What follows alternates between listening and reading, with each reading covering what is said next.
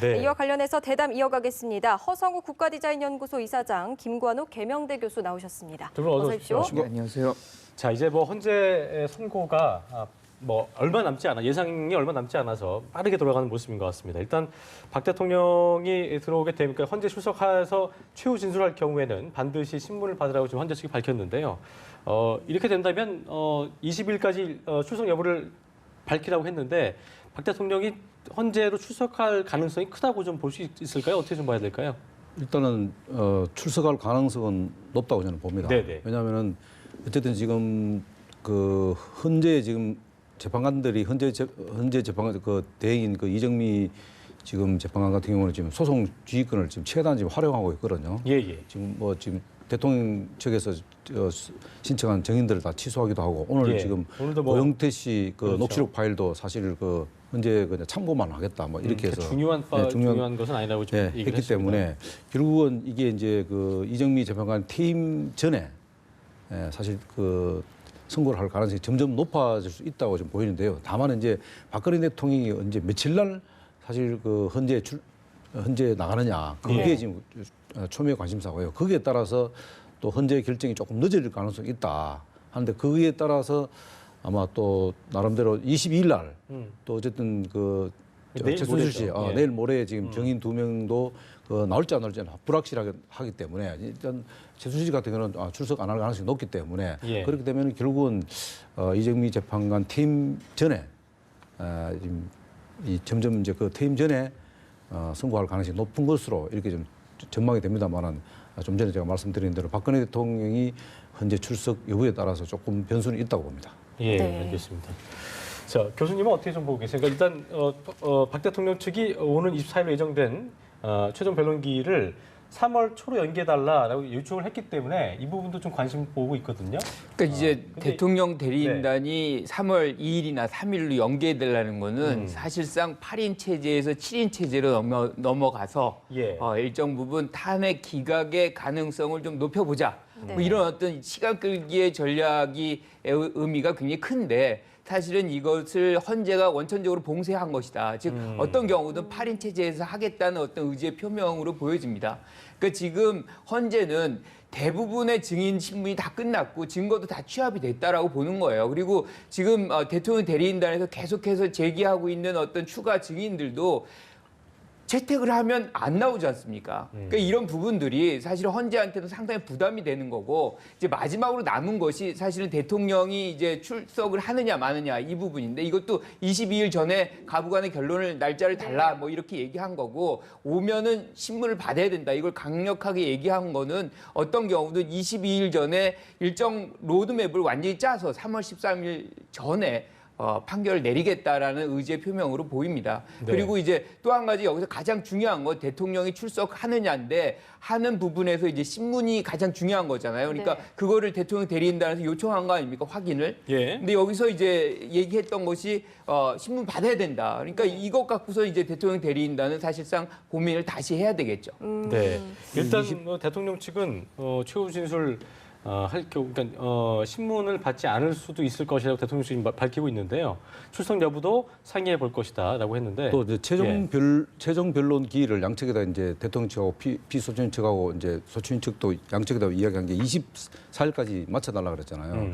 근데 그게 이제 27일로 연기가 만약에 가능하다면 27일 날 연기가 된다면은 이정미 재판관이 13일 날 사실 그 퇴임하기 때문에 13일 날 선고를 내릴 수 있는 거예요. 그렇기 때문에 아마 지금 대통령 변호인단에서는 3월 2일 날이나 3월 3일 날 최후 변론 기일을 잡아달라 이랬는데 그것이 이제 받아들이냐 안 받아들이냐에 따라서 상당히 또 유동적입니다. 일단 최종 변론 기일은요. 다음 이제 변론 기일인 22일에 결정한다고 합니다. 그러니까요. 그게 이제 연기가 된다면은 27일 아니면 3월 2일이거든요. 네. 그렇다면 그 기일에 따라서 또 이제 선고 일정이 좀 달라질 수 있기 때문에 아마 그 이정미 재판관이 13일 퇴임하는데 만약 27일로 연기가 되면은 3월 13일 날 선고를 해야 되는 거예요. 선고하고 또 퇴임식을 갖고 이건 모양 별로 안 좋은 것 같아요. 그래서 만약에 하게 되면 24일 날 그대로 최종한다.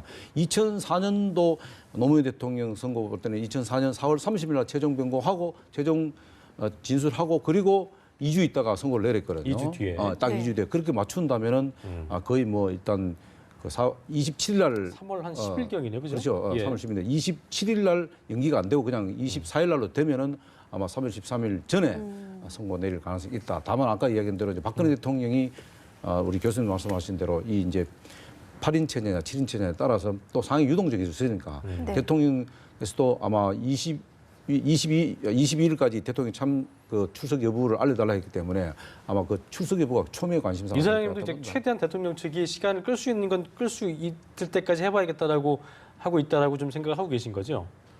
그렇죠. 이게 왜냐하면 대선하고 맞물려 있고 또 대통령의 거취 문제도 여러 개 맞물려 있거든요. 만약에 대통령께서 최후 그러니까 현재 불출석한 상태에서 헌재에서 결정 내릴 경우에는 상당히 불리하다고 판단되면은 또 대통령이 다른 또 사안을 만들 수도 있어요. 그게 뭐 예를 들어 우리가 이제 예상해 본다면은 네. 대통령이 사실 그 스스로 물러나는 그런 상황도 생길 수도 있거든요. 그렇기 때문에 지금은 그것을 논할 상황은 아니고요. 어쨌든 이제 헌재에서 어떻게 이제 이 일정을 조율하느냐, 최후 변론 날이라든가 여러 가지 이제 정인 채택 문제라든가 이런 것들이 이제 마지막으로 정리를 어떻게 하느냐에 따라서 네. 아마 대충 22일 날 되면 그 윤곽이 드러날 가능성이 높다 이렇게 보는 거죠. 네. 알겠습니다. 자, 이제 최종 변론기를 연장해달라 이런 대통령 측의 입장을 만약에 헌재가 받아들인다면 그 이후에 탄핵 기각 인용 어떻게 가능성이 달라지는 겁니까? 뭐 그거와 날짜와는 크게 이제 상관이 없다. 네. 근데 이제 제 생각엔 24일 최후 변론일을 변경해줄 가능성도 굉장히 작다고 봅니다. 네. 이게 이제 헌재가 사실상 24일로 최종 이제 변론일로 결정을 한 거 아닙니까? 그런데 중요한 거는 만약 이걸 변화시키려면 변경을 하려면 그에 타당한 이유가 있어야 예. 되는데 지금 타당한 이유라고 이제 요구한 것들이 고영태 무슨 녹취록 막 이런 뭐 파일들 이거 틀어보자 뭐 이런 건데 사실은 지금 오늘 헌재가 얘기했던 거는 그렇게 중요한 거 아니다. 그거 그냥 이렇게 녹취록으로 대신하면 되고 참고하겠다 이미 얘기했기 때문에 중대한 어떤 일정의 변경의 요인이 발생하지 않았기 때문에 헌재가 24일을 뒤로 연기할 가능성이 없다. 그리고 이제 그 연기가 만약에 뭐 27일 된다고 해도 네. 사실상 인용이냐 기각이냐의 어떤 내용과는 또 그런 상관이 별로 없다라고 봅니다. 네. 그리고 그렇습니다. 지금 현재 지금 상황을 지금 보면은 이제 소송 지휘권도 적극적으로 지금 사용하는 거 보면은 법률 위반보다는 헌법 위반에 초점 맞추고 있다. 네. 그래서 왜냐하면 법률 위반을 쪽에다가 만약 이제 포커스가 맞춰진다면 조영태 씨 녹취록을 아마 받아들일 가능성이 높다고 보는 거죠. 근데 오늘 그 고영태 녹취록은 참고로 하겠다고 했기 때문에 제가 볼 때는 대통령이 헌법 위반에 아마 초점을 맞추지 않나. 그래서 그렇다면은 이 지금 헌재의 결정이 빨라질 가능성이 높다. 왜냐하면 법률 위반까지도 만약에 생각을 고려하게 되면 시간이 굉장히 걸릴 가능성이 있기 때문에 예. 결국은 이제 헌법의 위반이 어떻게 되느냐 거기에 모든 걸 맞추기 때문에 그래서 아마 헌법재판소가 좀 빠르게 좀 그러니까 결론을 내리려고 네. 하지 않나 그런 네. 탄핵 반대 쪽이나 이제 대통령 측에서는 고영태와 그 김수현 그 고영태 뭐 일당이라고 표현하더라고요. 그들의 녹취 파일을 상당히 이 탄핵 정국을 좀 뒤집을 수 있는 변수가 아니겠냐라고 좀 기대하고 있는 것 같은데 이 부분에 대해서 고영태의 증인이 취소를 했고 녹취 파일로 대체한다고 한다면 그 의미는 크게 아까 지금 교수님 말씀하신 대로 크게 의미 부여하지 않겠다라는 걸로 해석을 해야 될까요? 어떻게 좀 볼 수 있을까요? 저는 사실 그 고영태 씨 녹취록이 오늘 받아들일 줄 알았거든요. 왜냐하면은 고영태 씨 녹취록이라는 것에 사실 이 동기가 굉장히 중요하거든요. 네네. 그러니까 이 내부 고발자의 동기라는 게 굉장히 이제 순수성이 있는 게 아니고 이게 어떻게 보면 녹취록 중에 일부 보면은 뭐 다 그런 건 아닙니다만은 2,200개 중에 19개를 오늘 뭐 신청했다고 했지 않습니까? 19개가 신청했다면 거기에 보면은 그 어떤 그 최순실과 관련해서 한탕 쉽게 말하면 좀 나쁘게 말하면 한탕 해먹겠다는 그런 의미잖아요. 예. 그 한탕이라는 것은 돈이 최순실의 돈이 아니잖아요. 결국 국고가 들어간 그러니까 국민의 세금을 낸 돈이다 말입니다. 예. 혈세를 한탕 해먹겠다는 것은 어떻게 보면은 지금 참고인이 아니고 피해자로 전환될 상황이잖아요. 그런데 지금 특검에서는 이것을 참고인이지 지금 피해자로 전환을 하지 않았지 않습니까? 예. 그렇기 때문에 만약에 고영태 씨가 피해자로 전환이 됐다면은 틀림없이 이 녹취록은 아마 그 참고가 아니고 아마 이 채택이 됐을 겁니다. 헌재에서. 그러나 어쨌든 제가 보기에는 이 녹취록이 일단은 그냥 참고하고 채택으로 증거로 채택이 안 된다는 것은 결국은 헌법 위반 쪽에다 모든 걸 맞추지 않나 그런 측면이 강하다 이렇게 봅니다. 알겠습니다. 네. 자, 이렇게 헌재에서 3월 13일 이전 선고에 대한 뭐 의지를 나타냈다 이렇게 말씀을 해주셨는데 대통령 측에서는 또 고민이 시작이 됐을 것 같아요.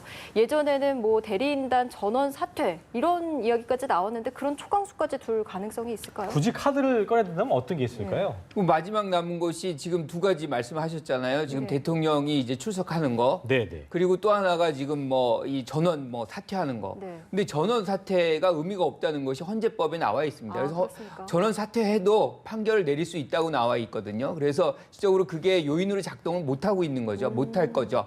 그리고 또 한 가지가 지금 이제 대통령의 출석 여부인데 그것도 일정 부분 연기시키는 효과만 있을 것이고 그것도 제 생각에는 아마 헌재가 관리할 거예요. 그래서 언제까지 제 생각에 아무리 늦어도 출석하는 것을 22일까지 알려달라는 거는 날짜를 하면 예컨대 한 27일이나 뭐 며칠 하루를 주고 그때까지 와라 뭐 그렇게 얘기하고서 안 오면 이제 증인 취소하면 되는 것이고요. 네. 그리고서 어떤 경우든 3월 13일 전에 하겠다는 강력한 의지를 계속 표명하는 그런 거의 일환이라고 봐요. 그래서 네. 큰 변동사항이 없이 이제는 상당 부분 우리가 예상된 어떤 스케줄로 가고 있는 거 아닌가 그런 생각을 합니다.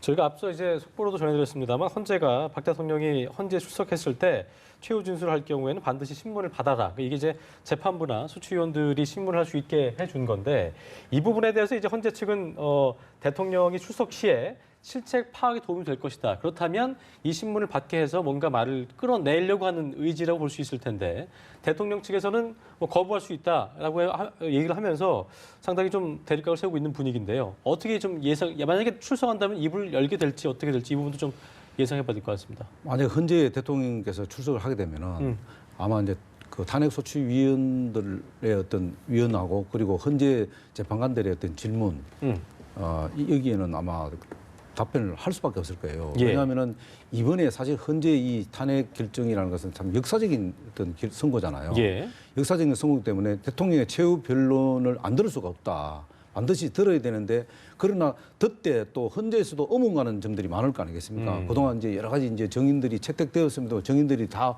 뭐 모로스를 일관했던 부분들도 있고 예. 또 이 지금 그 고영태 씨뿐만 아니고 뭐 여러 지금 정인들이 있지 않습니까? 그 정유라 씨는 아직 뭐 들었지 않았습니다만 여러 가지 정인들하고 네. 이 대통령 관계 그리고 또 청와대 안종범 수석과의 관계 또 예. 수첩에 있는 나와된 여러 가지 관계 이런 것들을 사실은 한번 확인할 필요가 있을 거예요 헌재 입장에서.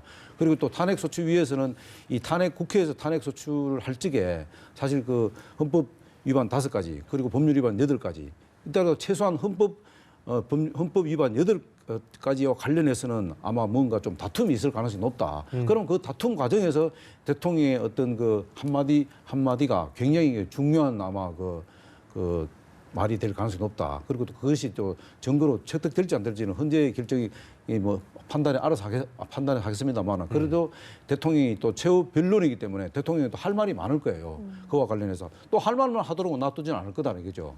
탄핵소추위나 헌재 쪽에서는 그렇기 때문에 거기에 대한 어떤 그 답변은 상당히 준비해 나와야 되지 않겠나. 만약에 대통령께서 거기에 대한 자신이 없으면은 사실은 불리하게 또 더 불리하게 작용할 수도 있으니까.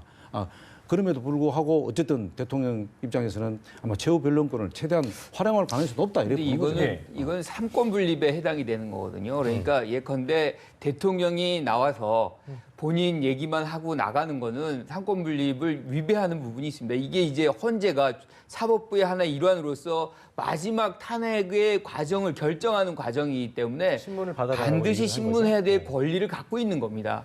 근데 여기 와서 본인의 얘기, 소회만 얘기하고 뭐 일방적인 얘기만 하고 간다는 것은 일정 부분 다른 권력기관, 다른 헌법기관을 무력화시키는 거 있을 수 있기 때문에 헌재에서도 반드시 아마 신문을 하고 질문을 할 겁니다. 특히나 이제 국회가 소추를 했기 때문에 국회 쪽에서도 당연히 질문할 권리를 갖고 있는 거죠. 그래서 이런 삼권 분립의 상황 속에서 지금 헌재에 출석을 하는 것이기 때문에 신문을 안 받고 간다는 것은 거의 상상하기 어려운 부분이고요. 아마 지금 말씀하신 대로 출석을 하게 되면 유리한 상황보다 불리한 상황이 만들어질 개연성도 매우 높다라고 봅니다. 최종 네. 변론기를 22일로 그때 이제 결정하겠다고 했는데요. 요청한 거에 대해서 굳이 오늘 하지 않고 그 이후로 연기하는 이유는 뭐라고 좀 보세요? 저는 어떤 좀 얘기라고 이제 보세요? 여지를 준 거죠. 이게 뭐 대통령 대리인단에게 어느 정도 이제 고려하는 시간. 오늘도 이제 사실은 고영태 파일도 녹취록으로 해서 참고하겠다. 그러니까 그 고려란 얘기는 요청한 것을 걷어들여라 뭐 이런 얘기인 겁니까? 그런 의미인 아니 건가요? 그러니까 이제 고르라는 거는 그만큼 이제 하나의 기회를 대통령 측에게 주고 일방적으로 밀어붙이지 않는다는 것을 헌재가 좀 보여주기 위한. 헌재도 일방적으로 한쪽을 막 푸시하거나 뭐 이러면 사실은 뭔가 좀 그쪽에서도 뭐 민심이 좀 좋지 않을 수도 있거든요. 그리고 고려를 공정성이라든가 해보겠다. 뭐 그렇죠. 뭐 그런 부분에 어떤 뭐 문제 제기할 가능성도 있기 때문에 상당 부분 기회를 좀 주고 하지만 전체적인 로드맵이라든가 시간 관리는 헌재가 하겠다. 하지만 요 정도의 그 자율성은 한번 생각해서 알려달라. 뭐 그런 거를 좀 제기한 거 아닌가. 뭐 이렇게 생각을 합니다. 알겠습니다. 네. 자, 오늘은 이제 탄핵 심판 제15차 변론이 대심 판정에서 진행이 되는데요. 뭐 증인들이 많이 취소가 됐습니다. 뭐 고영태 씨도 그렇고 오늘은 원래 이제 김기춘 전 비서실장이 그렇습니다. 출석하려고 했는데 건강상의 이유로 불출석해서 증인을 아예 취소해 버렸습니다. 헌재가 이렇게 계속해서 증인을 그냥 취소해 버리는 이유는 뭐라고 보십니까? 일단 더 이상 뭐 특별한 게 아마 없다. 나올 네. 게 없다고 판단하겠죠. 왜냐하면은 지금 이제 좀 전에 교수님 말씀하신 대로 이정미 지금 재판관 같은 경우는 공정성에 굉장히 무게를 두고 있잖아요. 예. 네. 그래서 탄핵 소추위, 그다음에 대통령 변호인단 양쪽 이야기를 충분히 듣고 나서 선고를 하겠다는 건데 지금 그 대통령 측 변호인단이 그 정인 채택한 사람들이 계속 지금 불출석한다든가 또 나왔다 하더라도 또 무성하게 답변하고 이렇게 하다 보니까 이게 뭐 특별히 나올 게 있겠냐 더 이상 이렇게 해서 이제 소송 지휘권을 발휘해서 사실 취소하기도 하고 정인 취소하기도 하고 적극적으로 지금 대응하고 있지 않습니까? 네. 그러다 보니까 전반적으로 뭐 저도 뭐 이 대통령 그 변호인 측에서 이 지금 헌재 재판을 계속 연기하기 위해서 자꾸 이렇게 뭔가를 좀 하고 있다에 대해서는 그게 동의를 해오지 않았는데 사실 지금은 이제 결과적으로 이렇게 보면은 자꾸 이게 이제 결국은 연기를 목적에 두고 시간 끌기 용이 아니냐. 그것이 왜냐하면은 또 헌재 또 어떤 입장 이것이 상당히 또 그동안은 어떻게 보면 공정성을 위해서 양쪽의 이야기를 충분히 들어왔기 때문에 어떤 그런 결론을 내리지 않았나 그렇게 네, 봅니다. 알겠습니다. 교수님, 그렇다면은 7인 체제, 8인 체제. 그러니까 대통령 측이 원하는 건 이제 아까 저희가 추측일 수밖에 없습니다만 7인 체제라고 한다면 8인 체제와 7인 체제, 3월 13일 이전 이후를 생각해 볼 수 있을 텐데요. 무조건 이전에 이루어진다고 좀 예상하세요? 어떻게 좀? 저는 8인 체제 하에서 해야만 헌재가 존재하는 이유를 충족시킬 수 있다. 아하. 즉 이게 기본적으로 8인과 7인은 이 9인 체제가 사실은 제일 합당한 거거든요. 그렇습니다. 그런데 이미 이제 한 명이 퇴임을 한 했죠. 상황이기 때문에 8인 체제 자체도 이런 어떤 집합적인 의사결정 구조 속에서는 약간의 왜곡이 일어난 부분입니다. 하지만 7인 체제가 되면 의사결정이 거의 심각한 의사결정의 왜곡 현상이 발생할 수 있기 때문에 그렇죠. 이 부분들은 이 헌재 재판관들 자체가 굉장히 우려스러워하는 부분이에요. 그러니까 이것이 실질적으로 만약에 여기서 이 7인 체제가 결정을 한다고 해도 그것을 얼마만큼의 국민들이 동의할 수 있느냐. 그리고 그걸 동의 안 한다 그래서 어떻게 할 수가 없는 거거든요. 왜냐하면 7인 체제라는 것도 뭐 법적으로 뭐 문제가 있는 건 아니지만 그만큼 왜곡이 심화됐다는 부분에 대해서는 헌재도 지금 인정하고 있는 부분이거든요. 그래서 헌재 어떤 존속적인 부분이라든가 헌재의 어떤 추구하는 가치 뭐 이런 것들을 우리가 대비해 본다면 가급적이면 8인 체제 하에서 하겠다는 의지를 계속 유지하는 것이고 특히나 7인 체제까지 연기시켜야 될 어떤 아주 중대한 사안이 없다는 거죠. 그렇기 네. 때문에 8인 체제 하에서 할 가능성이 매우 높다고 헌법이 봅니다. 추구한 가치를 7인 체제로 갈 경우에는 훼손할 수도 있다. 그렇죠. 라고 얘기해 주셨고요. 이사장님 그리고 또 어떻게 말씀해 주신 것 보십니까? 같습니다. 지금 그런 것도 있지만은 제가 볼 때는 헌재도 어쨌든 이 지금 국민 여론을 지금 의식 안 할 수가 없잖아요. 네. 네. 지금 헌재 결정이 계속 늦어지면 늦어질수록 뭐 이게 뭐 7인 체제가 되든 8인 체제 이거 떠나서 국정 공백 상태가 첫째 굉장히 지금 오래 갈 수 있는 상황이 과연 바람직하느냐. 이게 헌재가 이 부분을 고려 안 할 수가 없고요. 두 번째는 뭐냐면 지금 장외에서 지금 촛불 집회하고 태극기 지금 집회가 지금 과열되고 있잖아요.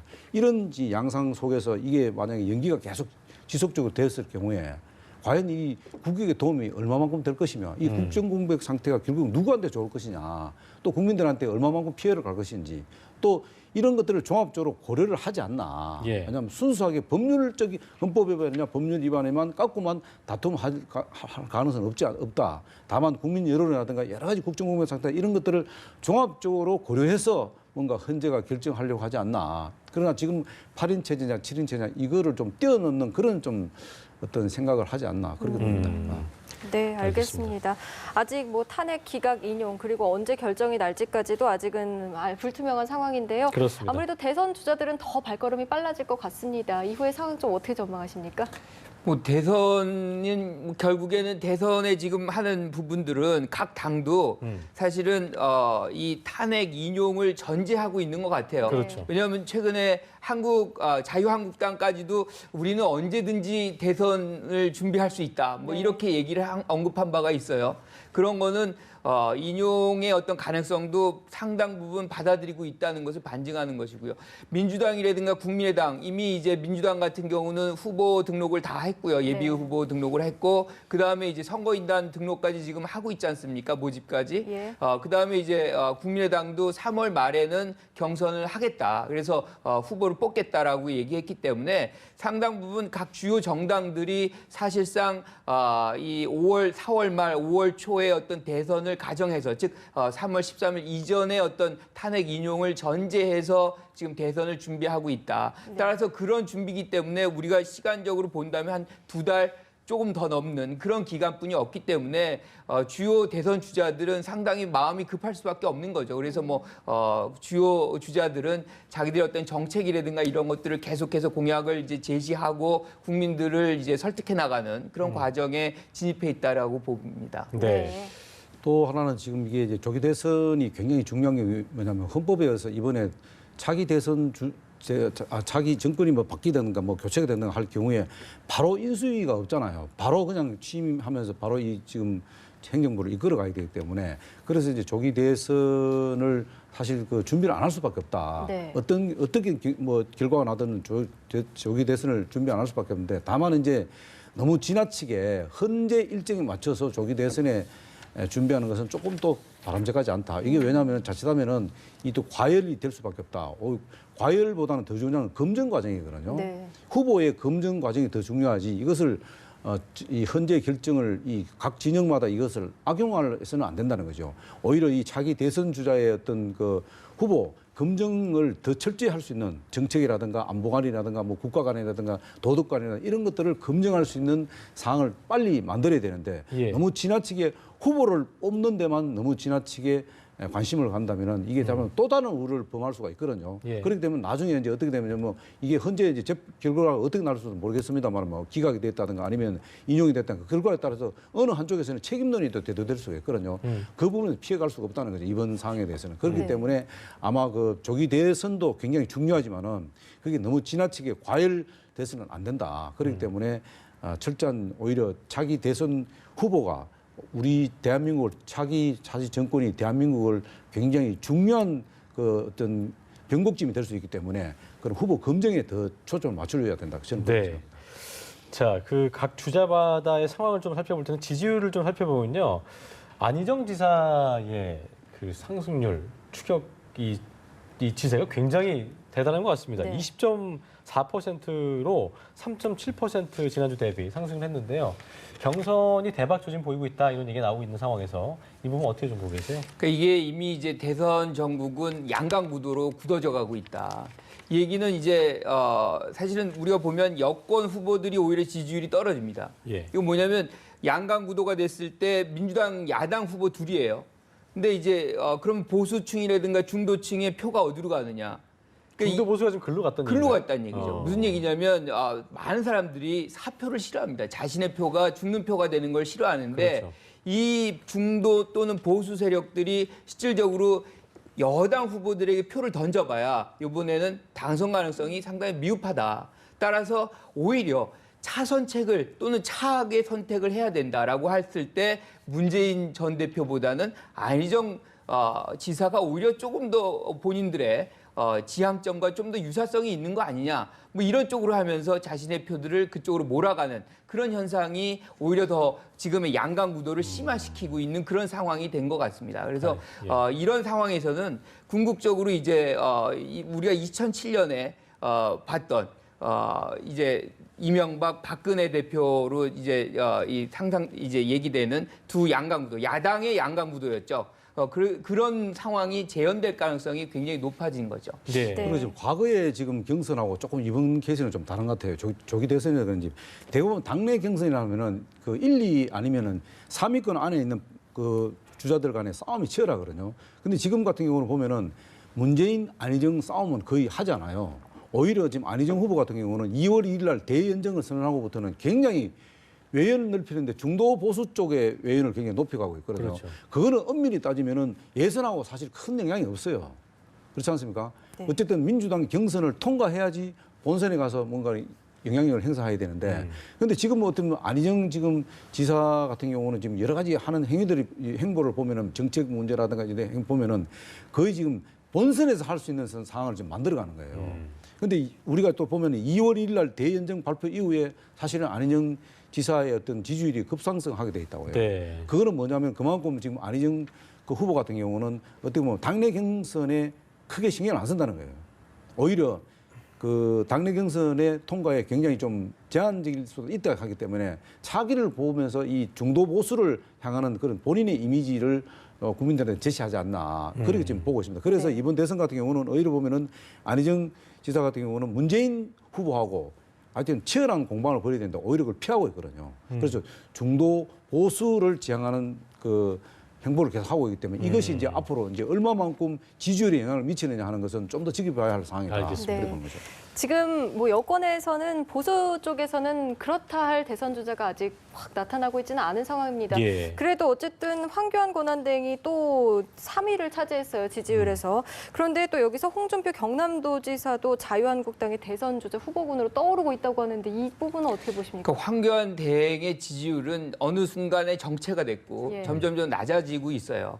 갈피를 못 잡는 것 같아요. 그냥 어디다가 지지를 해야 될지. 그러니까 보수층이 사실은 이게 이제 대한투표 형태가 되고 있거든요. 그렇죠. 그러니까 맨 처음에 어디에 보수층이 결집했냐면 반기문 전 총장에게 결집을 했는데 이제 사퇴를 하면서 이 표가 이제 이동을 하는데 그 표가 상당 부분 사실은 황대행에 왔던 거죠. 그런데 황대행 자체도 여러 가지 문제들이 제기가 되고 지금도 계속해서 모호성을 보이고 있는 거 아닙니까? 그러니까 그렇죠. 이게 결집해 있는 이 보수표가 계속해서 흐트러지고 오히려 안희정 지사라든가 뭐 이런 사람들에게 넘어가고 있는 상황이 되기 때문에 이제 그런 어떤 상승폭이 제한적으로 나타나고 오히려 이제 홍준표 예. 지사 같은 경우 나온다 그러면 그걸 수혜를 받을 수는 있어요. 그런데 어떤 경우도 지금 사실은 항고를 검찰이 할 수도 있습니다. 네. 하기 때문에 본인이 지금 출마 선언을 하기도 굉장히 어려운 부분이 있어요. 그래서 예. 이 여권의 부분은 조금 더 지켜봐야 되는 상황이다라고. 알겠습니다. 네. 그 자, 또- 지금 네. 그 지금 이제 저는 조금 이제 또 다르게 보면 시간이 많지 않았어요? 예, 짧게. 홍준표 지사 같은 경우는 굉장히 이 범여권의 다크호스가 될 수 있다고 저는 봐요. 음. 왜냐하면은 홍준표 지사 같은 경우에 오히려 지금 황교안 권한대행보다 폭발력이 더 있을 수도 있다. 네. 왜냐하면은 어디를 선택하는 데가 좀 달라집니다. 예. 예를 들어서 뭐 본인이 지금 뉘앙스로 보면은 그 자유한국당을 선택할 가능성이 높은데 자유한국당에 들어가서 바른정당이라든가 그다음에 국민의당과 연대라든가 이런 걸 모색하게 되면 굉장히 폭발력이 있을 가능성이 높고 새로운 법여권의 변수가 저는 충분히 된다고 봅니다. 네. 그건 검찰의 뭐 항소여부 관계없이 예. 알겠습니다. 저는 오늘 그렇게 말씀 봅니다. 여기까지 예. 듣겠습니다. 지금까지 허성호 국가디자인연구소 이사장, 김관옥 개명대 교수와 함께했습니다. 두 분 고맙습니다. 고맙습니다.